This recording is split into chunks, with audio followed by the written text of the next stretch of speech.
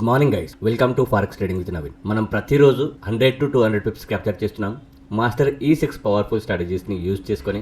So మరి ఈ రోజు మార్కెట్లో ప్లానింగ్ ఎలా చేసుకోవాలి, ఎక్కడ ఎంట్రీస్ తీసుకోవాలి, ఎక్కడ ఎగ్జిట్ అయిపోవాలో చూద్దాము. దానికంటే ముందు ప్రతి ఒక్కరు వీడియోని లైక్ చేయండి అండ్ కొత్తగా ఛానల్లో వచ్చిన వాళ్ళు ఛానల్ని ఫాలో చేయండి అండ్ టెలిగ్రామ్లో జాయిన్ అవ్వండి, వాట్సాప్ కమ్యూనిటీలో జాయిన్ అవ్వండి. మీరు నేర్చుకుంటూ ఇన్వెస్ట్మెంట్ చేయడానికి మీకు ఈజీగా ఉంటుంది. సో మనం నిన్న ఒకసారి గోల్డ్ ఏ విధంగా మూమెంట్ ఇచ్చిందో చూద్దాము. నిన్న ఈ రెడ్ జోన్ ఇచ్చాను, నేను క్లియర్గా చెప్పాను. ఎప్పుడైతే మార్కెట్ ఈ రెడ్ జోన్ని బ్రేక్అవుట్ చేస్తుందో, బ్రేక్అవుట్ చేసిన తర్వాత ప్రాపర్ కన్ఫర్మేషన్ తీసుకొని అప్ సైడ్ ఎంట్రీ తీసుకోమని చెప్పాను రీటెస్ట్ దగ్గర. సో ఇక్కడ 5 minutes టైం ఫ్రేమ్లో కన్ఫర్మేషన్ వచ్చింది, బుల్లిష్ క్యాండిల్ కన్ఫర్మేషన్ వచ్చింది. నేను ఎంట్రీ తీసుకున్నాను.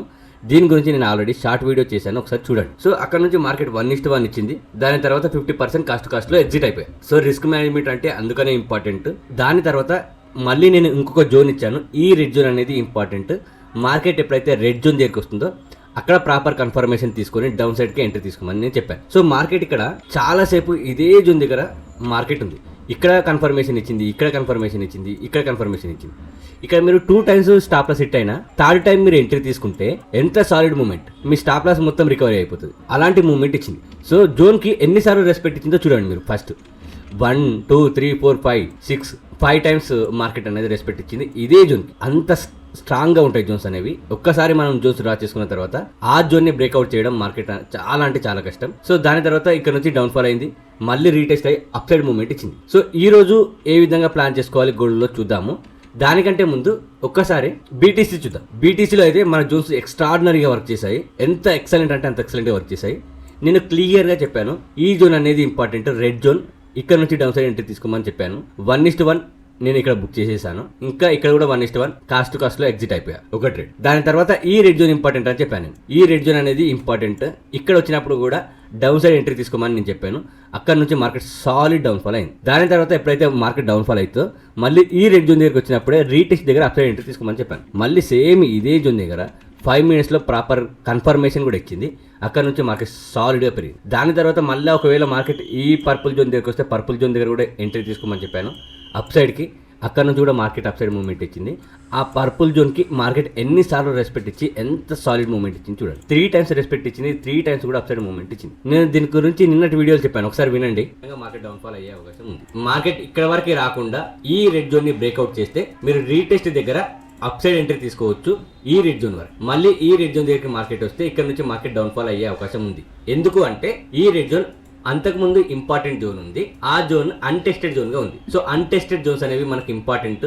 నేను ఏవైతే జోన్స్ ఇస్తానో ఆ జోన్స్ లో మళ్ళీ మార్కెట్ వచ్చి ఆ జోన్స్ ని టెస్ట్ చేస్తే ఖచ్చితంగా మార్కెట్ ఆ జోన్స్ కి రెస్పెక్ట్ ఇచ్చే అవకాశం ఉంటుంది. సో ఈ విధంగా ఈ జోన్ దగ్గరికి వచ్చిన డౌన్ సైడ్ ఎంట్రీ తీసుకోండి అండ్ ఈ రెడ్ జోన్ దగ్గరికి వచ్చిన డౌన్ సైడ్ ఎంట్రీ తీసుకోండి. అండ్ 30 minutes టైం ఫ్రేమ్ ని బేస్ చేసుకొని మార్కెట్ ఒకవేళ ఈ జోన్ ని, ఈ పర్పుల్ జోన్ ని బ్రేక్ డౌన్ చేస్తే మార్కెట్ స్ట్రక్చర్ అనేది డౌన్ సైడ్ కి షిఫ్ట్ అయిపోతుంది. Only down side trades identify చేయాలి అక్కడ నుంచి. So down side trades identify చేయాలి అంటే ఈ purple జోనే important.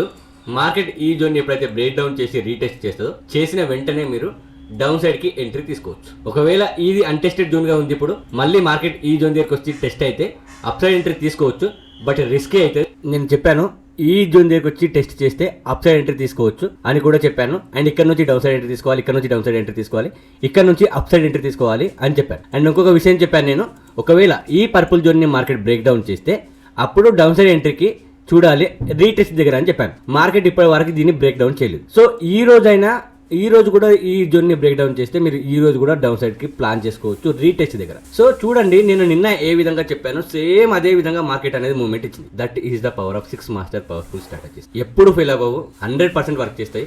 But me proper confirmation తీసుకొని మీ ట్రేడింగ్ స్టైల్ ఇందులో యూజ్ చేసి మీరు ట్రేడింగ్ చేస్తే సక్సెస్ రేట్ అనేది పెరుగుతుంది. సో మరి ఈ రోజు ఏ విధంగా ట్రేడ్స్ ప్లాన్ చేసుకోవచ్చు, ఈ రోజు మీరు ట్రేడ్స్ ఏ విధంగా ప్లాన్ చేసుకోవచ్చు అంటే ఈ జోన్ అనేది వెరీ వెరీ ఇంపార్టెంట్.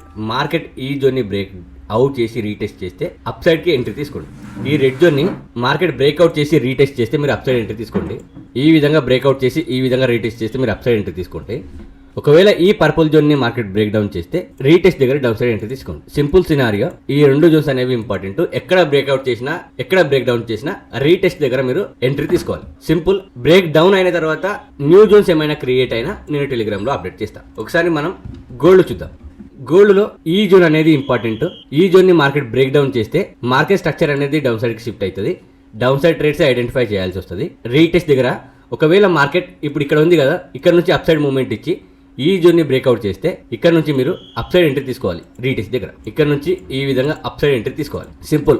ఈ 2 జోన్సే ఇంపార్టెంట్. ఇప్పుడు ఇవి కాకుండా ఇంకేమైనా జోన్స్ యాడ్ అయినా నేను టెలిగ్రామ్లో అప్డేట్ చేస్తాను. మరిన్ని ఇట్లాంటి ట్రేడింగ్ కంటెంట్ గురించి ప్రతి ఒక్కరు ఫాలో అవ్వండి. Thank you guys, have a great day.